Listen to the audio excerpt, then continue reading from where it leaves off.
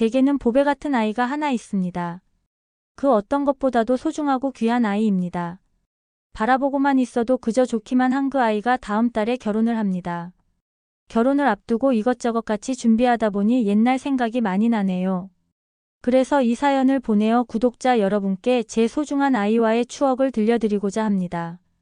20살 고등학교를 막 졸업한 저는 어머니가 운영하시는 국수집에서 일을 거들었습니다. 시장 안에 있던 허름한 가게였습니다. 저는 아버지가 안 계십니다. 아버지는 제가 2살 때 세상을 떠나셨죠. 그 이유가 참 황당합니다. 아버지는 술을 굉장히 좋아하셨답니다. 매일같이 술을 드셨대요. 정말 매일 퇴근하고 술을 드시고 집에 들어오셨죠. 그것 때문에 어머니 마음고생이 정말 심하셨습니다. 아버지가 돌아가셨을 때 어머니가 임신 중이셨는데 아버지는 아랑곳하지 않고 매일 만취 상태로 술을 드셨답니다. 가정 형편이 넉넉치 못한데 매일 술을 드시니 어머니는 답답할 노릇이셨죠. 그러던 어느 날 아버지가 너무 늦게까지 안 들어오셨답니다. 그러다가 어머니는 까무룩 잠이 들었는데 깨어보니 해가 떠 있었습니다. 그때까지 아버지는 안 들어오셨고 걱정이 된 어머니가 아버지 회사에 찾아가려고 나섰는데 경찰들과 동네 사람들이 또랑에 모여 있는 걸 발견하셨습니다. 구급차도 한 대 와 있었대요. 슬쩍 가보니 사람이 빠져 죽었다며 혀를 끌끌 찼는데 그 사람이 바로 아버지였습니다. 술에 취해 집에 돌아오는 길에 발을 헛디딘 것이었죠. 그 사고의 충격으로 어머니는 뱃속에 아이를 잃으셨습니다. 제 동생이었던 그 아이가 세상에 발도 못 붙이고 떠나버린 것이었습니다. 그때부터 어머니와 저는 둘이 살게 되었습니다. 어머니가 고생하셨던 기억만 떠오릅니다. 정말 힘들게 저를 키우셨죠. 남의 집 집안일을 해주시기도 하고 밤늦게까지 가게에서 일하기도 하셨습니다. 제가 18살이 되었을 때 시장에 있는 작은 가게 하나를 얻어 국수집을 차리게 되었습니다. 보통 국수를 먹으러 오는 사람들은 시장 사람들이었습니다. 한 달 벌이는 돈이 거의 비슷비슷했고 엄청난 매출을 올리진 못했지만 어머니는 그 일을 꽤 만족스러워 하셨습니다. 남의 집에서도 일해보고 남의 가게에서도 일해봤는데 뭐니뭐니 해도 내 장사하는 게 제일 속 편하다. 그런 어머니를 도울 수 있다는 게 기뻤습니다. 어릴 때부터 둘뿐이어서 그런가 저는 어머니에 대한 애정이 남달랐습니다. 맛있는 걸 먹으면 어머니 생각부터 나고 좋은 곳을 발견하면 어머니와 가고 싶곤 했습니다. 그 정도로 어머니를 사랑했고 제겐 정말 애틋했습니다. 그래서 생각했습니다. 나도 아이를 낳으면 우리 어머니와 나처럼 사이좋게 지낼 수 있을까 하고요. 그러면서 아이에 대한 로망도 생기고 호기심도 생겼습니다.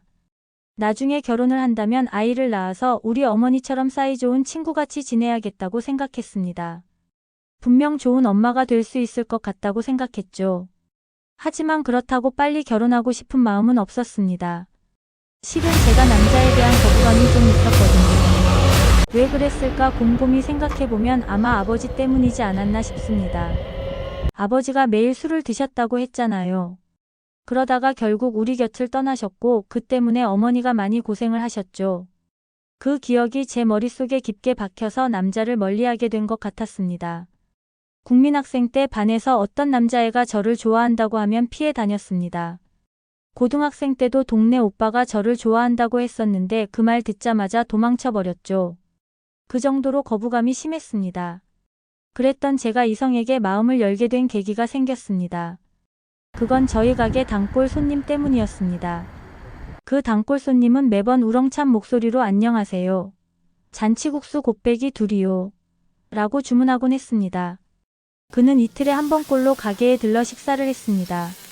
차림새를 보아하니 시장에 물건을 배달해주는 사람 같았습니다. 항상 동료와 함께 오곤 했는데 그가 국수를 먹는 모습을 보면 정말 복스럽게 먹는다는 생각이 들었습니다. 그러던 어느 날 그가 할머니 한 분이 쓰러지신 모습을 보고 망설임 없이 달려가 도움을 주었습니다. 그 모습을 본 저는 그에게 반하게 되었고 그날 이후로 그가 가게에 오기만을 기다리게 되었습니다. 시간이 흐르면서 그는 제게 먼저 다가와 말을 걸었고 저녁 식사를 제안했습니다. 그렇게 우리의 이야기는 시작되었습니다. 저희는 점점 가까워졌고 그는 저에게 프로포즈를 했습니다. 하지만 제게 큰 시련이 닥쳤습니다. 병원에서 자궁근종 진단을 받고 결국 자궁적출 수술을 해야 한다는 말을 들었을 때 저는 아이를 가질 수 없다는 사실에 절망했습니다. 그래서 그와의 관계를 끝내려고 했지만 그는 저를 끝까지 지켜주며 제 곁을 떠나지 않았습니다. 결국 저는 그의 마음을 받아들이기로 했고 우리는 결혼을 하게 되었습니다. 결혼 이후로도 많은 일이 있었지만 그는 언제나 저를 응원하고 함께 해주었습니다. 그러던 중 그의 동생과 동서가 교통사고로 세상을 떠났고 그들의 아이인 시조카를 저희가 키우게 되었습니다. 시조카를 키우며 많은 어려움이 있었지만 그는 저희 삶에 큰 기쁨이 되었습니다. 이제는 훌쩍 자라 결혼을 앞둔 어엿한 청년이 되었습니다.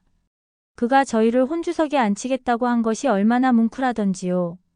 저희 부부는 그날 동서와 도련님의 사진을 들고 혼주석에 앉을 예정입니다. 아이의 앞날에 행복만이 가득하기를 바라며 이 이야기를 마칩니다. 지금까지 제 이야기를 들어주셔서 감사합니다.